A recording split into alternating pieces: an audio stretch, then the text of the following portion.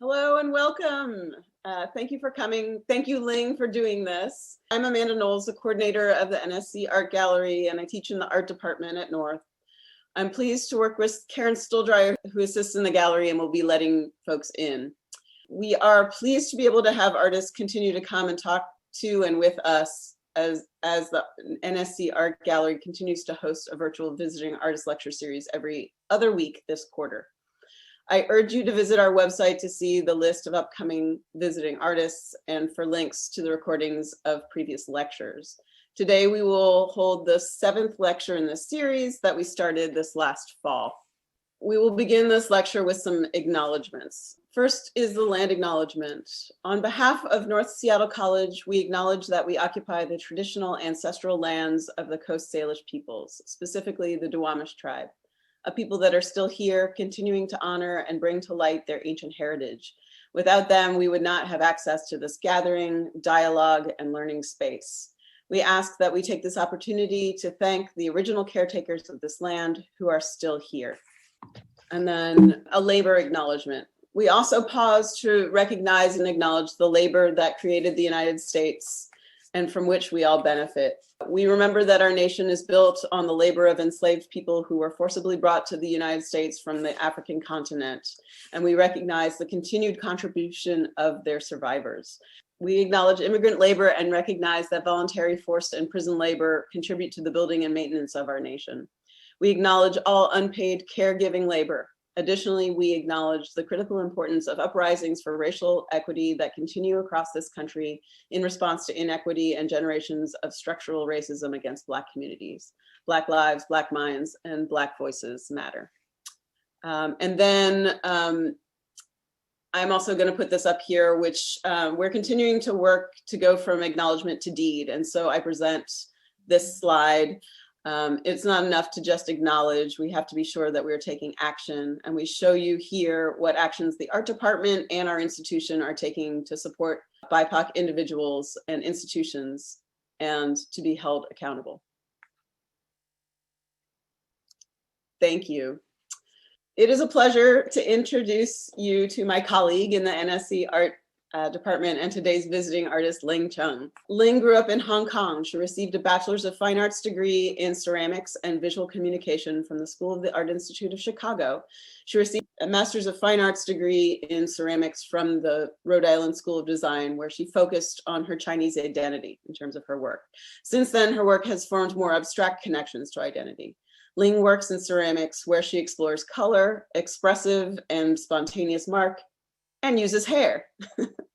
Like many who work in ceramics, Ling is concerned with ceramics' connection to history, but she's making contemporary artifacts of cultural identity. Her work is both and, figural and abstract, and she has been described as someone who is engaged in serious play in the studio. Ling has held residencies at Pottery Northwest, which was a 2-year residency program in ceramics here in Seattle, Archie Bray Foundation, Creta Rome in Rome, Italy, Architopia in Puebla, Mexico, and Seward Park Clay Studio here in Seattle. She's given many lectures and workshops around the United States and has curated shows, had her work in numerous exhibitions as well as publications. She has received many awards, including NCCA's 2020 Emerging Artist Award. Last summer, Ling mounted a solo exhibition of her work at Method Gallery here in Seattle as part of Art Bridge Fellowship. Ling is represented by Traver Gallery, where she'll be having a solo exhibition in April this year. True? It might be updated. Updated. Next year, March. Ling is an educational guide at the Wing Loop Museum of the Asian Pacific American Experience in Seattle, part-time faculty in the art department at North Seattle College, and a ceramics instructor at Seward Park Clay Studio. I just want to say before we begin, if questions arise during the talk, please write them in the chat and we will hopefully get to each and every one of them. With this introduction, I hand you over to Ling Chung. Yay. Thank you guys so much for taking your lunch hour to coming in and hear me to say, I'm going to talk a lot and I'm going to continue to talk a lot because I have tendency just over talking.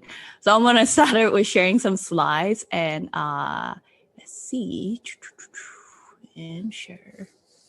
Okay. Make sure. Are you guys able to see their slide? Are you able to see the tag at Who is Sherry over here? You can follow me on Instagram. Well, promotion for artists. For arts business, always put your Instagram tag if you use that as your promotion. Anyway, so welcome you all to, coming in the sessions to listen me to talk. As I mentioned, I talk a lot. And just kind of quickly talk about background where Amanda also gave me an excellent introduction. So thank you for you again. I study graphic design when I was in my undergrad in Chicago. I guess as many, people like in undergrad, they don't really know what they wanted to do. So do I. So I don't know what I'm doing until I graduate. Then I was like, oh no, I really hate graphic design. But the thing is that like school is it's a way for you to understanding things. So I didn't really regret that I took 4 years of something that ended up not become the career path that I took on, because despite the fact whatever I learn is going to be influenced the things that I can do in the future. So, but one of the things that for me, my first solution is to fix is that where can I keep going with, doing ceramics? And Seward Park was my birthplace of ceramics. So I'm very happy that I'm also started teaching there. It's a great way to return. When I was there, 10 years ago? Is it 10 years ago? Oh my God. Yeah, 9 years ago. They taught me a lot. They gave me a space where I can work. They gave me a key asset so I can be there 24/7. And it's right beautiful by the Lake Washingtons. So it's beautiful in the summer. It's the most amazing years I was there. I learned so much. And because of how generous Seward Park Clay Studio is, I was able to build up a portfolio for grad school throughout the years as I working through them. So despite if you're thinking, oh, you're graduating soon, there's always resources in the city that you can find to help you out to get to achieve what you want. I did went back home to Hong Kong for a bit to teaching actually. And then after a year teaching in Hong Kong, I feel I have a little bit more clarity on the goal, what I want to do. Of course, it's completely different now again. Everything changed, nothing stayed constant. And I think one of the great things about learning ceramic is that the flexibility and learning of things never go to the rate that you want taught me a lot. It's a life philosophy. So I went to RISD for my grad school in ceramics. And sooner afterward, like right off the bat, I got into a residency program at Archibald. So they're out in the middle of nowhere in Montana at the capital of Helena. And one of the great things about this place is that because there's nothing else to do, like literally nothing. And in the winter, it's just terrible, just snow everywhere. So what you can do, you just suck in the studio and make a lot of work. So I make a lot of work during those 2 years, despite the fact that kind of being in this isolation place is actually inspired me a lot to become even more obsessed with color, because I just constantly looking for more color in my work as I was in this isolated place covered with snow and silence, technically. It really is. And afterward, for me, it's just like my next residency has got to be in the city. It has to be a city. I don't care. Like I need city, place that doesn't snow anymore, because I've been like living my whole life, starting with being in Wisconsin, snow, and then getting into Seattle, or a little bit better, not too much snow, and then head back to Rhode Island with more snow. And I was like, okay, I got to go to a residency that is sunny. And I was in Montana. So I was like, okay, it's time to stop. So I came to Pottery Northwest. So I spent my 2 years over there, and being as a urban residency is really great because there are so many things and so many people and resources you can just, ask for, And during my years at Pottery Northwest, I also become an education guide at Wing-Luke Museum. I had exhibitions about 7 years ago with them about an old series of work about Chinese identity. And then that's how my introduction with this museum. And when I see them, they have a hiring for being an education guide, giving tours and history behind about particularly immigrant history in the Pacific Northwest. I just felt like I wanted to know more about it, and we'll talk a little bit more about how the transactions of seeing myself as an identity of a Chinese student coming overseas to study into finally thinking my identity as I'm an immigrant in the US. Again, my name is Ling, and my Chinese name is Chen Ling. Our family name always comes first and surname afterward. One fun fact, I was a beauty school dropout, but that's actually not the main reason why hair exists in my work. So to understand why I make the work I do need to tell you a story about Sherry. So Sherry, she grew up into a sleepless city called Hong Kong. Now, a city shine bright at night, a place filled with great intention, but clustered in chaos. That's the city I grew up in. And she never had to think about her identity. It's just Sherry. After her complete of high school in Hong Kong, Sherry took a leap of faith, traveled across the globe, followed her dream by all the glamorous Hollywood movie, like reality show, for example, American Next Top Model, Korea Eye for the Straight Guy. This is the American culture that Sherry grew up in. Now, she imagined her experience in America would be so mesmerizing, and a place she can truly be dramatic, and the only perfect American English phrase she knows is, "Oh my gosh." That was a true phrase that I learned through watching all this reality TV show. And I did watch Mean Girls before I came into United States to go to a high school. Just want to know what high school like in America. Of course, it's very different. Of course, all this imagination that she has, the only thing except she landed in a small town called Appleton in Wisconsin. Now, the first question that he was asked is not curious why she dropped out from beauty school, but really, do you know Kung Fu? Do you eat chicken feet? So the work that you're looking at right now is a much more early work that I made before I transitioned into more abstract work. And more other question that Sherry was being asked, do you know how to make fortune cookies? As if Sherry, her exotic look determined who she is. She even doubted if she is not Chinese enough.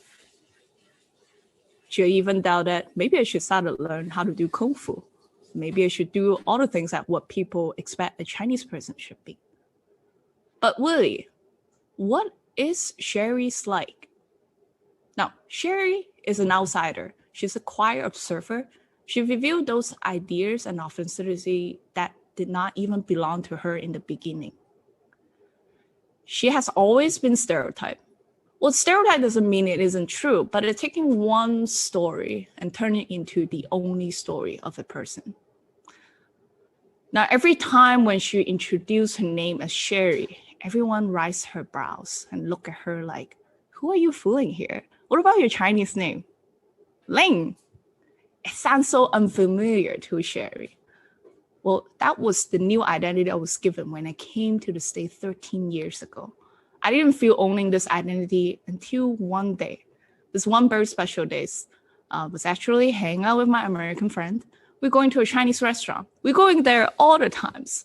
And of course, the server always served me hot tea and chopstick. And she served to my American friend a fork and ice water, right? But until one day, suddenly I also receiving a ice water and a fork. At first, I was just feeling incredible insulting. I was like, how dare you? But in the same time, I thought, wait a minute, I think I blend in.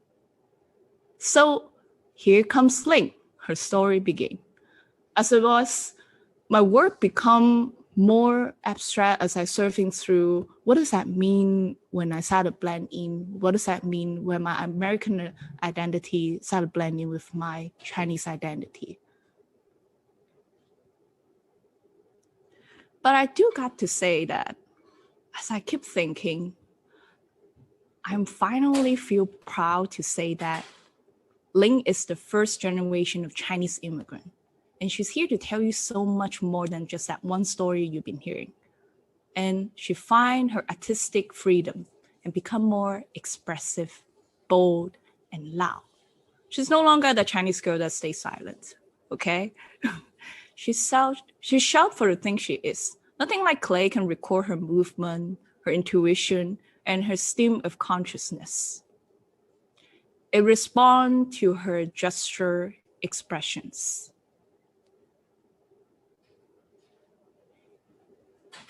And throughout my years, I'm always extremely inspired by Toshiko Takeshi. She is a Japanese-American potter. And she's been making this big vessel form that's always 5 feet tall. And there's that incredible feeling where there's always this strong presence that you cannot miss. You will always see it standing there. And if you happen to visit in Hawaii, there's tons of her work everywhere in the city. And I'm absolutely loving that, how expressive the glaze were in the surface. And some of those language becomes blending to my work. Well, Lynx wants to know how much more she can do to compass those joy of freedom into her elaborations, interact with ceramics. Now, this instant direct feed of emotion, what she can do to express that. I must act fast and intuitively to paint the surface of clay. Now, glaze runs with gravity, dripping the moment and it's touched the hot clay surface, sizzling sand erupt, and a haze of steam surround the piece until the glaze dry and stay. I can only direct the flow of glaze when the piece is hot. I then fire the form again and again. In those firing, the glaze itself works with heat inside the kiln. My predetermined location of it is no longer valid. Now, to explain that, I fire my work quite a lot of times. And sometimes I'll heat it up to 225 or even hotter. So as soon as the kiln come out, the pieces coming out from the kiln, I just like take a paintbrush with glaze on it and I slap it onto my work. And the moment of that haze of steam coming out, the glaze automatically record my motions and gesture without it continuous dripping. That was the effect that I want. So every time when I'm in the kiln room, it's like my cooking shows. I'll have all this glaze prepared. Usually it took me 4 hours to prepare all the glaze that I would need for my pieces. And then as the moment of the act, I have to do it really fast and quick, almost have this premeditated thoughts and emotions. And the moment when I glaze it, that's when that intuitive part comes through to my work. Now, the long suppressed angers and the cultural expression from Sherry combust onto Lynx ceramics form and become playground for glaze. Literally, Lynn becomes a theater director, a set designer, and a glaze are her actor, where the movement of the material is her medium. A lot of people ask me, what is your process of work? They ask me, where's your inspiration of your form? To me, I kind of think it a little different. I'm obsessed with glaze. I love glaze. And I'm always thinking about what kind of actions that I want my glaze to perform. And that would determine the shape and the form, how I design it. So I see that as a metaphor of I'm a stage designer. I'm a director of this plate, where with this stage, how I design that, my glaze would be the actors on the stage to perform the way how I want. And it continues to go through this rehearsal phase, which was also meaning refiring. Every time when I come up on a kiln and doesn't like it, I'll be, you know what, we're going to try a little bit different. Let's try putting your glaze over on the top of this shape and see what's happened. And that action continues until I feel like, oh, I think it's ready. Let's open up the curtain, put some hairs on, ready for party. So that's how I see the process of my work. And you can see lots of movement of evidence can be seen in my work. Well, Lynn has a drive and a lust and a greed for color. I love colors. Yeah, I don't know what more can I say. I just love colors. And this artist, Ranego, He's quite an influential throughout the ceramics history in their early 50 to 70s. I mean, now too, even more popular. While John Masons, others, big potters have been making this gigantic work, and he's just the one that would come out. You know what? I'm gonna make something as small as possible. In part, I thought it was so smart. It's like, oh, you don't have to figure out the storage problem, because that's the problem that I'm facing all the times. And of course, each of his work has such a great details of attention that it gives you this quality of a visit. And of course, his texture, use of texture, how shiny and how rough, that contrasts quite very much influence the work that I do.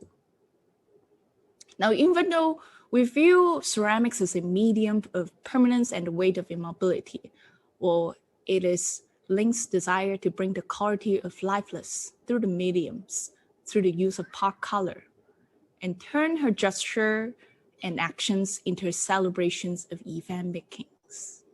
Every time when I put hair in it, I feel my ceramics piece lighter, like as if they are floating in the air, and kind of switching a perspective to think about the medium itself. Well, Ling didn't hold back some of the shame-suppressed memory from Sherry as a beauty school dropped out.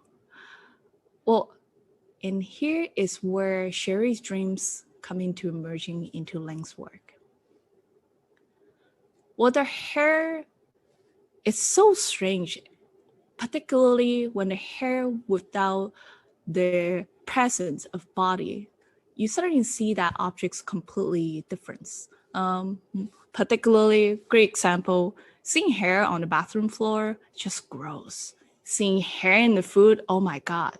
Having a hair pulling out from your mouth, where places that is not ordinary, you suddenly just have this feeling that you wanted to reject it. You wanted to have nothing to do with that.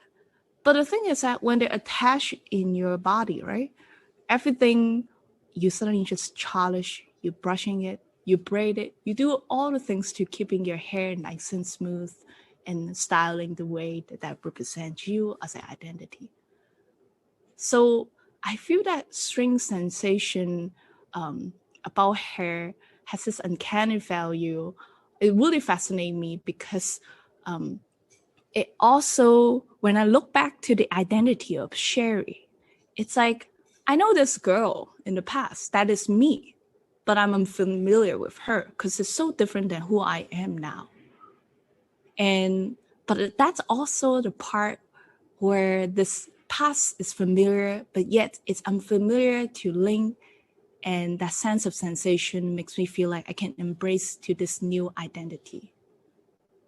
And that's where I started putting hair into my work and doing what I learned in beauty school and started cutting hair for my sculpture. And so from inserting hair into the new form of ceramics, there's a shift of presence of Sherry thread through into the expression of Ling. Now, Sherry speaks her heart through Cantonese, but Ling expressed in the language of art where she only learned it through English. Because of that, seeing those two comes together, everything becomes abstract. Where there's no sounds of language to be heard, but the action expressions collide together. And suddenly, the name games isn't important anymore. Sherry and Ling are together, which is me. I am who I am and neglect all the label I was given. Like I neglect the shapes and form, the common use of materials. I make odd sentences with random invented words. You can call them broken pots, not ceramics, just like my broken English. But to me, they are my perfect language. I think in English, I feel in Cantonese. I know so much more of the feeling are untranslatable to my thought. Now, if you were someone who is bilingual or learning a new language in a complete different country, there's always that sudden shift of mind where suddenly you no longer have to translate what you have or what you learn into English. Because in the past, I always have to think about the face in Cantonese first before I can switch it into English. But now my thought goes directly through English. And now I have a hard time to think about Cantonese. What is that translated back to Cantonese? So I always thought that was very strange and interesting. Now, with the recent incident that's happened in Asia, particularly a massive time of upheaval that at my hometown, well, then the outbreak of coronavirus and brought in xenophobia towards Asians. I feel the urge to reconstruct my ideas, particularly the question, where are you from, become eerie, uncomfortable, and invalid. It really is that throughout the years, I started thinking the questions beginning of when people ask you where you're from. And I'm curious about how the place of where I'm from can determine who I am. What if a place doesn't exist anymore? What if a country can be disappeared in the next month? Then is that place still identify who I am? What if the place have go through a complete change than what I used to remember? So what does that leave me? How does that identify me? And throughout the series of work that you guys looking at, I made them during the time when when Hong Kong went through the most challenge on the democracy. And being in an overseas, not close to home, but also understanding and close to people who are experience all of this stress and traumas, it makes me feel I make a lot of work to process through those feelings of close to home, but yet I'm not. And the series of work that you're looking at, later I discover was actually a goddess that my mom prayed for it every day. Every single morning, that's the goddess that she prayed for. And her name is called Guan Yin or Gunyang. And I guess that's part of the seeking for comfort become a language into my work, despite how abstract they are. And that is also the moment I'm aware of the cultural experience that Sherry grew up in would become a memory, an archive. And I need to go further and dig into the past of Sherry to find out a clues to catch that memory and doing my best to preserve it. Now, traditional Chinese has been slowly replaced into simplified Chinese in Hong Kong. At the top, you can see that's actually simplified Chinese, and at the bottom are traditional Chinese. I grew up with learning the traditional Chinese, and slowly a lot of the sign that I can see in the city turn into simplified Chinese. Well, a little past about Sherry, when she was young, she went to calligraphy school to train to become a professional calligrapher. I forgot most of it already. So when she was young, she studied each traditional characters with this guiding grip of how each stroke have its own minds and place to create an overall harmony with one twin others. Well, similarly, I searched a new way to understanding the stroke of simplified Chinese by started making this series of work and try to find and embrace finding a harmony to the transition we all face through. So each of this little part that you're seeing sticking on is the deconstructions of a characters, and having it later on, it's my way to figuring out when a character has so many missing strokes. With this new characters, how can I rethink and find harmony one to another to create an overall a better place to look through this? So I'm always in that transition and the process to understanding how space work and how one object can affect the overall. So in the pieces that you guys are looking at, become a big installations that a lot remind me about homes in Hong Kong. And the backing of the light you see is the use of the neon light.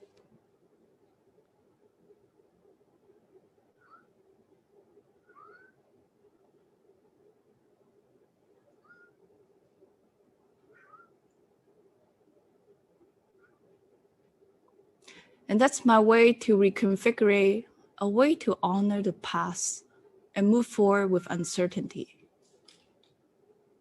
And again, it is a transition as I embrace and find harmony with transition we all face through. The structure of these installations are very much inspired by the neon sign that was hung above on the street that I remember. As we all know, neon arts are actually a dying art as well. A lot of the sign has been taken down over the past 2 years and in replace of LED lights.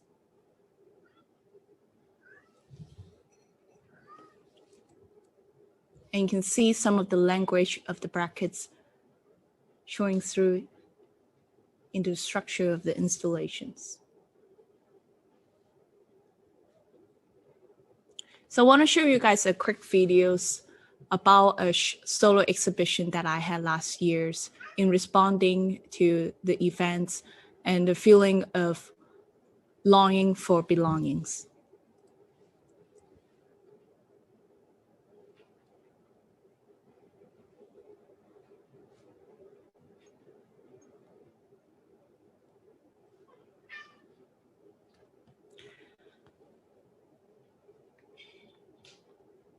So this video is a walkthrough of my most recent solo show called Apostrophe S. It's an exhibition to capture my memory of home, Hong Kong. In the same time, taking my experience as an immigrant in the US, exploring the idea of belonging. In the political content, my hometown, Hong Kong, has rapidly changed in the course of 15 months. The last time I was home, it was 3 years ago.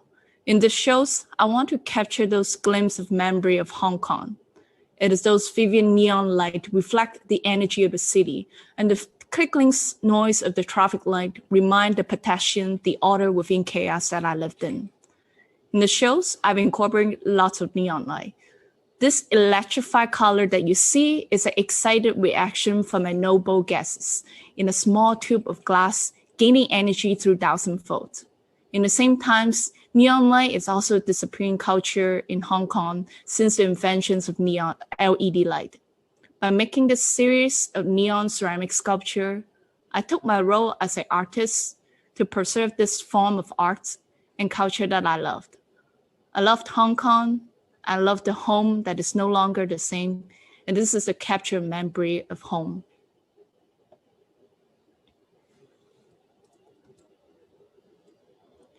So I learned how to draw with light by learning bending a glass of tube, which I have so much to do with understanding your own body movement and how this one form and stroke can determine by the actions.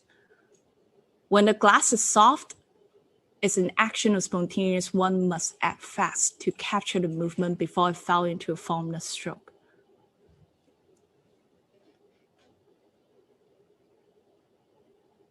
When it comes to my work, it reacts of color what we seen in neon light. The noble guests being excited with 1,000 volt went through each atoms, like glaze with heat. It turns into a magic of movement.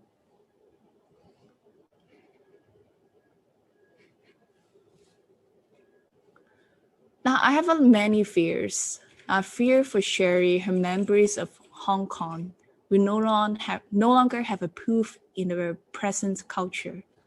I fear for Ling, the ongoing battles of stigma that she works hard to break every day will eventually devour her.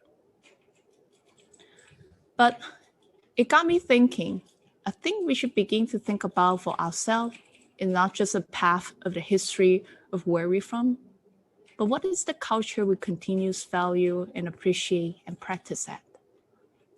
I'm seeking my role as an artist to preserve Sherry culture in a new form of vessel. I'm searching my role as an ancestor to find a place for Link to speak and stand. I'm seeking for identity that constant shift and change with the environment. I'm seeking for identity that no longer restricted by the past, but defined by my intentions. We're entering into a space where things are quite impermanent, quite opposite of what ceramics has labeled. But that's the new language I'm determined to create and tell the world who is Sherry. Just a quick promotion for myself of upcoming event. First of all, that's the end of the slide. And for some upcoming event I had, currently I have a show at Eutactic Galleries. It's called Texture of Color. And upcoming, there's a show called in Good Earth Pottery in Elevations. So they welcome all BIPOC artists to submit any works to them through them. And the deadline is February 1st. So any BIPOC artists, take the chance and please apply to it. And I'm also going to have a show that I'm growing with Ensika at the Garden Museum in June of this year. And also more shows at Ceramics House, that is a place in UK, and they're doing some collaboration overlapping with some artists in Hong Kong. So I'm very excited about it. It's about Chinese contemporary artists in Travis Gallery solo exhibition next year, March 2020. I'll have a talk and a panel discussions in March for a virtual conference in March. So feel free to chime in. I'm sure those lecture and panels will be available later on YouTube. And by all means, follow me on Instagram. All right. Yeah. Thank you, guys. Amazing. Thank you so much. Yay. Yay. Woo. So good to see all of that work. Amazing. I'll look through the chat and sort of have a couple questions that I know about there. But do you want to ask any questions here? Live? Hello? Can you hear me? Yeah. How has COVID affected producing art and maybe showing art for people who wanted to maybe get started as an amateur or whatnot? I would say that right now, despite the fact that shows are stopping, but actually it's a great time for you to show work anywhere because everyone is doing online digital exhibitions. You don't even have to ship your work. You can just send really good pictures and they'll post it of your work. So take your chance. I think that's the moment for those who wanted to express themselves, want to show your work to the world, show them beautifully and loud and no reserve. So that's what my advice. So anything you see on our exhibition, just apply. Try to apply the free one though. Sometimes they have a lot of fee on the entrance fee. Have you ever experimented with digital applications like painting programs or anything like that to help design or? How do you feel about that field? Illustrations. So I think that for any digitals rendering of like illustration art, etc., that even a better times for you too during the pandemic, because people are on their phone so much longer time than they used to be. And that's also a great time for you to look into what it is on the social media, take advantage of that. I know lots of people, artists started doing TikTok and go for it. I mean, it is cheesy, but it works. It really bring your works out to people through the new system of algorithm. And so that's what I would do. And, people love process work. The more of the process work, when they're feeling there's something to keep them going and entertaining, usually it's quite appealing. So don't be fear of sharing your knowledge of what you know. And I think that the mentality of willing of sharing in the communities is something that people really appreciate, and they will take the times to look at your video and make comments to the things that you have put effort in it to the world. Really nice. There's a question in the chat, and we will share the chat with you. So there are a lot of really nice things that people are saying along the way. This is from Heidi Grace Acuna. I'm in love with your continuous movement in your work that extends to the pedestals too. Looking at the wooden pedestals, is that a thought that you have before or after you make that piece that hangs? So I know that like hair looks so much better when there's a flow of air going through. So that was something that like I know that regular traditional pedestal doesn't work for my work. So I knew that whatever pedestal I need to build, it needs to presenting that likeness into my work. So that's why I started making so many wall pieces. Then I don't have to figure out the pedestal problem. And I don't have to ship a pedestal to a gallery. That's a lot of money to shipping something that they could build. So I started making lots of wall pieces instead. But do you make the ceramic piece first and then sort of figure out how it's going to be held up by what it's going to be held up by? Or do you, and that's sort of like, is that process sort of iterative, like as you're making it? Yeah, it changed a lot. So sometimes it's like I thought that one side's gonna be against the wall. I end up just like completely switched it, and then you know, a lot of my work, I'm very focusing on keeping it as spontaneous as possible, because I know that I'm a person that who change my mind every other 3 minutes. So I like to have that flexibility to knowing that I'm not stuck with that one same plan. And so that's why sketches sometimes really bothering me of like having, in a sense that like it's good to knowing what you wanted to do.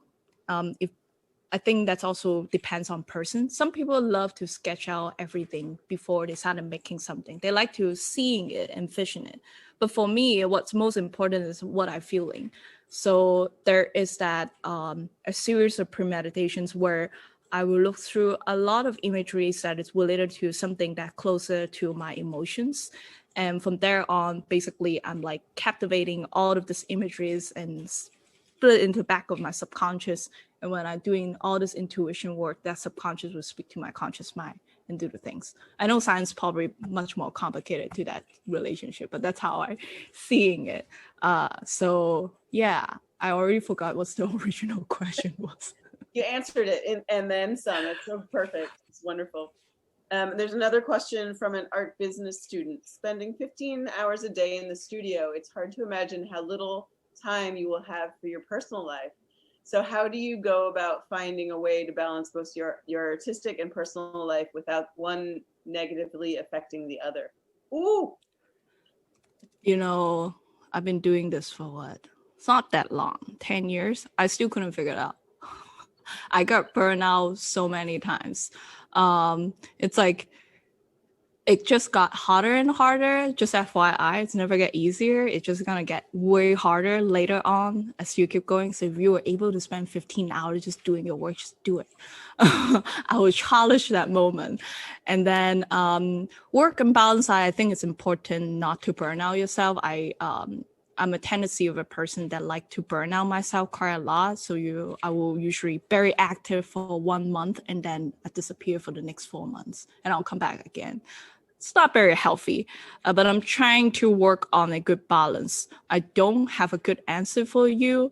I myself also always asking that question to any fellow artists as well. So if any of you guys have any advice, I would love to hear it too. Is there advice out there? No. Yeah, I mean, I think there is something to be said for like feeling like you worked very hard, right? And that you really just did as much as you possibly could and then being able to rest up after that. I mean, I think that there is balance in that if you are like doing it that way as well. Mm-hmm. Okay. Nick writes, I really enjoyed the piece Fanta fountain. The two parts of the work give an impression that they are floating next to each other, and to me seem disconnected physically, but connected as a complete composition. What was your inspiration for that work? I think when I'm making that word, I was thinking about wanted to have a float, like wanted to have the hair itself as a float into one, having that movement. Because when we see hair in my work, I don't necessarily seeing them as hair we think, but I'm thinking about they are continuous of the glaze being flowed through into a space where normally you don't really see them to be on a floating air. So I'm trying to like figure out that was the method or not. So that was why I started making that pieces. In part, I'm also trying to testing out this steel structure building method on my sculpture, how it works. Yeah, and so that was kind of the inspiration of the work. Is that like I wanted to see if my hair can perform in such way to give me that feeling of floating, and that was where the whole motivation of making that work. It was a lot of work, that pieces. And yeah, I end up have to destroy it because I was like, I can try better. It was a beginning of an idea. That's all I see it. Nice. You could probably farm a lot of that information for a lot of different pieces afterwards too, right? Yeah. Or you try to figure out, is it worth my time to making something like that with the amount of time? A lot too, yeah. There's a question. The titles to the work are very punchy and give a spontaneous feeling. I'm wondering if they are created entirely after a work is created when the whole work can be assessed, or if there's a little part of inspiration in creating the work, informing the process, and therefore its final inscription, which is sometimes a first impression. That's from Paula. You get it all right. It was a great analogies right there. Yeah, I think like spontaneous, it is one of the big part. A lot of times that, you know, I think something about like art making or creating work is so great in a sense is that you slowly discover something that you don't even notice in as you're subconsciously making certain work. You don't even know, like for example, the piece of duo where it looks like the shapes of Guanyin, that I didn't put that image when I was creating the work, but I know that my feeling is seeking for comfort. And somehow that form translated with something that I grew up with, where my moms would pray for it every day with their figurines of Guanyin. And then suddenly that was a cruise for me that's what I seek for comfort. That was the shape that I'm looking for when I'm making work. So art making is not just something make you happy, but also something to help yourself to discover certain your personality, the traits of the memory that you have in the past, and how does that influence you for decision making for your life choice and all that. So it's like you're having your own self-view piece when you're making art, kind of deal. You sit on the couch and just start writing notes for you. So so that's how I see it for yeah, and thanks, Paula, for the analogies. I love that. I'm going to use that for my artist statement. I'm just kidding. But it was from one of my students, not me. Oh, but one of the student. Your student is awesome. I'm going to steal that. There are a couple other questions. One is, what inspires you outside of your art? What do you enjoy to do in your free time when you have it? Shopping. No, I'm just kidding. Well, but it is. I love shoe shoppings. I love looking at shoes. I think shoes are beautiful. I love just looking around, seeing before pandemic, I love going to cosmetic store and see all this new color palettes that they have for eyeshadows and all that. That gave me a lot of inspiration with this all glimmerless and glitter, and it spiked my emotion mostly, and genuine as well, to see, should I buy this $50 palette? Why is it $50? Is it worth it? Anyway, that's really like, I know a lot of people are like, oh, I'll go to museum and gallery, but I'm a very honest person. I love museum and gallery, but at the same time, I also love shopping. I love looking at new things. I love looking at what the world's so attractive with the things that is happening right now. And so those are the things that I'm very, drawn into.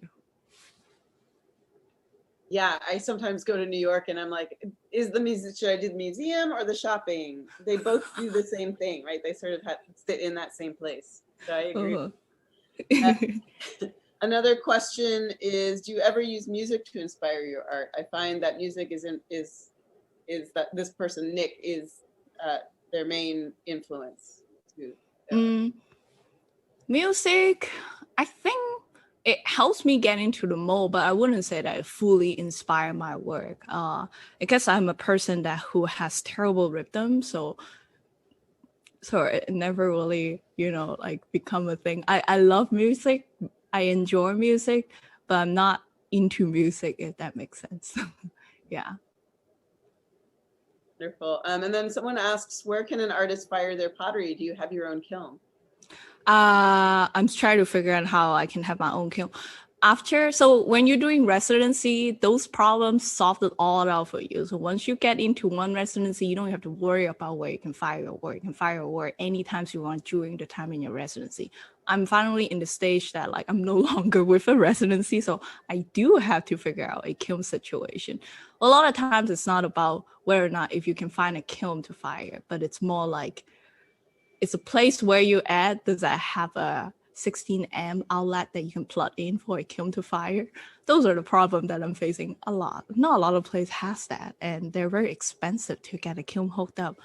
But if you're looking for a place in Seattle that to fire, Seattle Pottery Supplies did provide some, firings for any firings that you wanted to do. The price, I'm not too sure what's the cost for, but you can ask them. They provide you any temperatures that you want, and they will load it for you, and you can pick it up. So that's another options. Or become a work study for some of the pottery studios. I know Pottery Northwest do work study programs. So you actually work for, I believe, 7 hours or 8 hours per week in exchange for a studio rental space. So it's a win-win situation. If you want to fire your work, make your work, you do some work to get through that. So that's what I started at Seward Park too. Just work there, and I got a space to work, and I can fire my work as well. So that's one way for anyone who want to keep doing ceramics to do that. Heidi asks, do you dye the hair you use, or do you use your own hair, or does it come packaged the way it is? I bought hairs online, and they already come with the colors that I want. It's been more and more difficult to find colorful hairs now. I don't use my own hair. I actually use synthetic hair on my work, mostly because they're using real hair into my sculpture. It's too expensive. That's one very economically cost. And the other thing is that a lot of the real hair actually have a lot of ethical issues. It's very uncomfortable to know where those source of hair is coming from. And I'm very aware of that. There's a lot of like unfair trades in the hair industry. And so, like with all that, I decided I would use synthetic hair. They are archival. They don't deteriorate over 100 years because they technically plastic, and they also hopefully I don't run into any ethical problems with the synthetic hair factory. So that is all these things that I have been concerned with my work, and they are much more bondable with a lot of adhesive that available in the industry. Human hair is very difficult to bind through because it's protein. I don't know. It's very difficult to bind. Yeah, it takes a while to glue them in. Mm-hmm. That's wonderful. Thank you. I think we're at the end of our. Are there other questions that need to be asked? You can either put them in the chat or you can say them out loud. Don't be shy. The question, I don't think that Ling is going to be able to answer this, but why is studio space so expensive? Well, there's a lot to do with society value about arts appreciation, and knowing why art is not important enough to lower rent for artists. I have a lot to say about that. And, to be honest, Seattle used to be a very vibrant art cities, and then a lot of people be moving out because it's too expensive. And that's something that we need to reflect on with the cities. Like, like why are artists moving? Because the rent is too expensive, and not just artists moving, lots of people are moving too. And Horsers, when there's the tech world makes it really great for the city, but then what about those that already been in the city? Have we beneficial with them and all that? So it's like, I don't know. I got a lot of questions to the system. Yeah, Yeah. Mhm. that's a huge topic, isn't it? It's sort of, It could go on for 3-hour debates too.